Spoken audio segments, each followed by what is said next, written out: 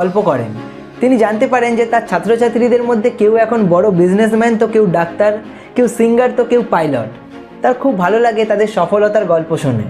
15 বছর পরে সবার সাথে দেখা, আর এই ব্যাচটাই ছিল তার সবচেয়ে কাছের, সবচেয়ে প্রিয় ব্যাচ। অনেক স্মৃতি, অনেক ভালো ভালো দিন জড়িয়ে আছে এদের প্রত্যেকের সঙ্গে। তো যাই হোক, কিছুক্ষণ গল্প করার পর সেই টিচার নিজে হাতে তার স্টুডেন্টদের জন্য চা বানিয়ে আনতে গেলেন। চা বানাতে গিয়ে তার ইচ্ছে হলো তার ছাত্রছাত্রীদের একটা ছোট্ট পরীক্ষা নেওয়ার। তিনি কি করলেন, চা বানানোর পর সেই চা আলাদা আলাদা টাইপের জায়গায় ভাগ করলেন।